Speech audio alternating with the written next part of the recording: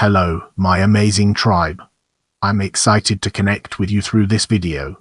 We extend a warm welcome to you as we discuss and analyze St Peter upon Cornhill in this video. St Peter upon Cornhill is an Anglican church on the corner of Cornhill and Gracechurch Street in the city of London of medieval, or possibly Roman origin. It was destroyed in the Great Fire of London in 1666 and rebuilt to the designs of Sir Christopher Wren. It lies in the ward of Cornhill. It is now a satellite church in the parish of St Helen's Bishopsgate and home of St Helen's 10 a.m. congregation, which meets here for regular services on Sunday mornings and for midweek Bible studies. Now, let's shift our perspective and explore Roman location from a different angle. The church stands on the highest point of the City of London, directly above the foundations of the Great London Roman Basilica built c.Ad. The east end of the church, and its high altar, are also positioned above the area where some basilicas of the period had a pagan shrine room also known as an Hades. Thumba Praetor left Peter upon Cornhill Church and location above London Roman Forum. The possible existence of the shrine room is supported by 19th century excavations under Gracechurch Street, immediately adjacent to the church's eastern end. These unearthed an adjoining room covered in yellow panels with the black border, with a tessellated floor, suggesting it may have had a higher status than normal, possibly acting as an antechamber for the Hades or shrine room. The alignment of the church is close to the lines of the basilica, being off by just 2 degrees, and it is feasible for the understructure to have utilized the dry solid second basilica wall fabric for support. A tradition grew up that the church was founded by Lucius, the first Christian king in Britain sometime after his conversion in Ad. He dedicated it to St Peter the Apostle, and the church became the seat of an archbishop until the coming of the Saxons in the 5th century, after which London was abandoned and Canterbury became the seat for the 6th Gregorian mission to the Kingdom of Kent. If St Peter's was built in the Roman era, it would make the church possibly contemporaneous to the Romano-British church at Silchester, similarly built adjacent to the Roman Basilica and most likely pre-Constantine in age. The London Roman Basilica, with most of the Forum to the south, is thought to have been largely demolished around 300 AD, with building material being removed possibly for other projects and the land levelled and eventually covered with a thick layer of dark soil. Whether St Peter's was in existence at this point and continued to serve as a place of worship, or whether the Lucius story is a fable and the first St Peter's was only established many centuries later, may only be determined by future archaeological investigation under the present church. 2 other facts, however, may give credence to a Roman past. The first is that it is known that London sent a bishop, Restitutus, to the Council of Arles in 314 AD. Restitutus must have had a church base serving a local Christian community. The only other suggested alternative to St Peter's is an enormous aisle building excavated in 1993 near Tower Hill. This, however, dates to 350 AD, several decades after Bishop Restitutus. The Tower Hill building was big and similar in size and layout to the 4th Cathedral of St Thecla in Milan, the largest church in the Roman Empire at the time. Although the identity of this building is still subject to speculation, the evidence seems to favor it being a church. Interestingly, it was built a few decades after the Great Roman Basilica in London was demolished and was constructed from reused material, so the defunct basilica seems an obvious source. Secondly, there are 2 medieval references to the church having Roman roots in the way that the 3 other medieval churches also cited on the Basilica Forum site did not. A long-lost book by Jocelyn of Furness 1175-1214, cited by John Stowe, and perhaps written just over 150 years after our first known reference to St Peter's 1038, states that St Peter's was built by King Lucius. In 1417, the Mayor of London also determined during a dispute that St Peter's was the first church founded in London. given that St Paul's Cathedral was founded in 604. This clearly implies that Londoners in 1417 considered St Peter's to have been founded pre-600. There is, however, some conflicting evidence to the theory that St Peter's was deliberately sited above a pagan shrine room. Current research suggests it very rare for early English Christian churches to be founded in pagan temples, and that when temples were turned into churches, this occurred later, in the late 6th century and onwards. This was also true elsewhere in the Roman Empire, for example in Rome. By this time the former associations of the sites had probably died down.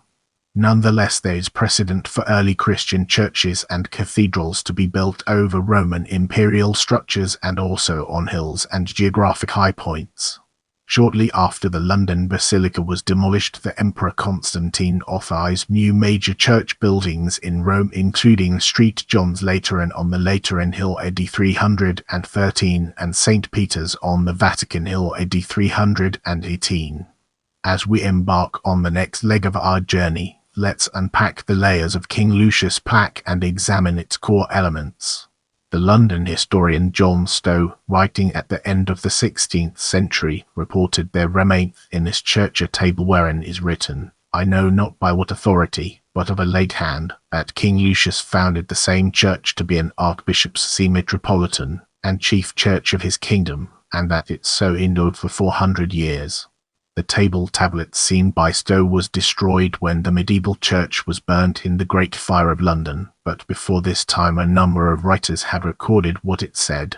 The text of the original tablet as printed by John Weaver in 1631 began, Be it known to all men, that the years of our Lord God and Claxix, Lucius the first christen king of this land, then called Britain, founded the first church in London, that is to say, the Church of St Peter upon Cornhill, and he founded for an archbishop's see, and made that church the metropolitan and chief church of this kingdom.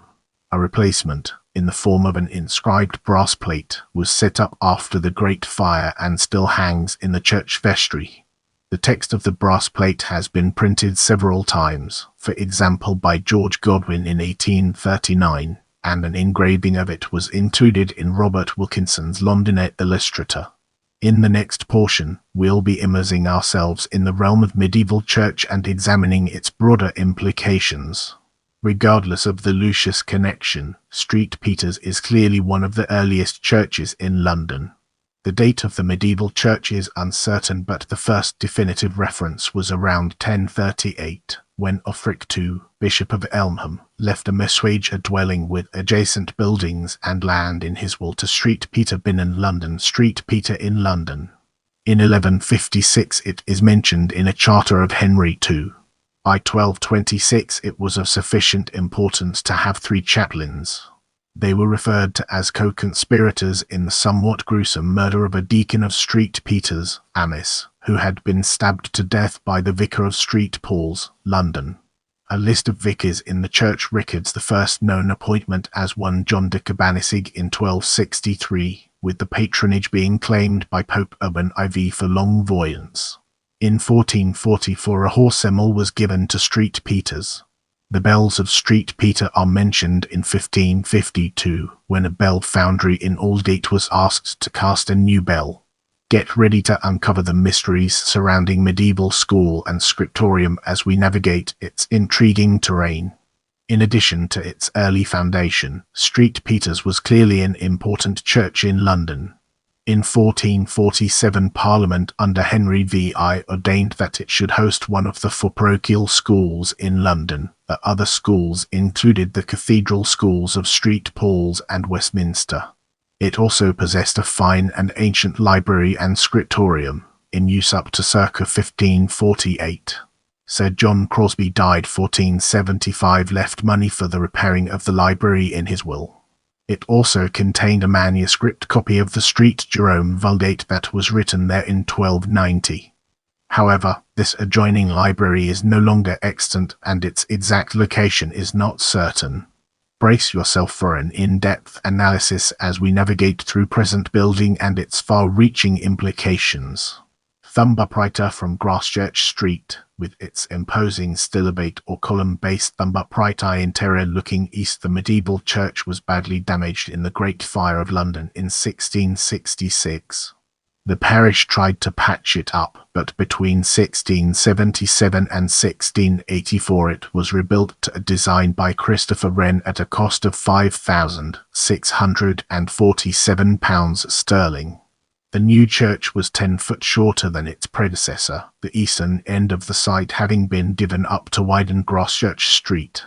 St Peter's was described by Ian Nairn as having three personalities inextricably sewn into the city. The eastern frontage to Gracechurch Street is a grand stone-faced composition, with 5 arched windows between Ionic pilasters above a high stilobate column base. The pilasters support an entablature. Above that is a blank attic story, then a gable with 1 arched window flanked by 2 round ones. The north and south sides are stuccoed and much simpler in style. Unusually, shallow 19th shops have survived towards Cornhill, squeezed between the church and the pavement. The tower is of brick, its leaded cupola topped with a small spire, which is in turn surmounted by a weather vane in the shape of St Peter's Quay. The interior is aisled, with square arcade piers resting on the medieval pier foundations. The nave is barrel vaulted, while the aisles have transverse barrel vaults. Unusually for a Wren church, there is a screen marking the division between nave and chancel. This was installed at the insistence of the rector at the time of rebuilding, William Beveridge. St Peter's was formerly the regimental church of the Royal Tank Regiment, having been adopted as such in 1954 at the suggestion of the then rector, Douglas Owen, who had served as a padre with the regiment. Since 2007 the regimental church has been St Mary Aldermary. The church was designated a Grade I listed building on 4 January 1950. It is now a satellite church in the parish of St Helen's, Bishopsgate, and is used for staff training, Bible studies and a youth club. The St Helen's church office controls access to St Peter's. Charles Dickens mentions the churchyard in Our Mutual Friend. A theatre group called the Players of St Peter were formed at the church in 1946 and performed there until 1987. They are now based at St Clement Sheep, where its members perform medieval mystery plays each November. With the foundation laid, let's embark on a journey into music. In June 1834, 14-year-old Elizabeth Mounsey became the organist of St Peter's. She remained in the position for 48 years, until her resignation in 1882. The organ in the gallery of St Peter's has an autographed souvenir quote from a J.S. Bott Passacaglia on display, which Felix Mendelssohn gave to Mounsey on 30 September 1840 after he gave an impromptu performance on the church's organ. Let's now turn our gaze towards Jowett and explore the fascinating connections it has to offer. In the Ers, the notable missionary William Jowett was a lecturer at the church. In this segment, we'll be unraveling the complexities of burials and exploring its multifaceted nature. John Warbishop. Philist Peter upon Cornhill och Churchyard Seats. Philist Peter upon Cornhill och Small Garden. Philist Peter upon Cornhill from corner of Cornhill and Gracechurch Street. Thanks for being a part of this amazing journey. I can't wait to bring you more exciting content.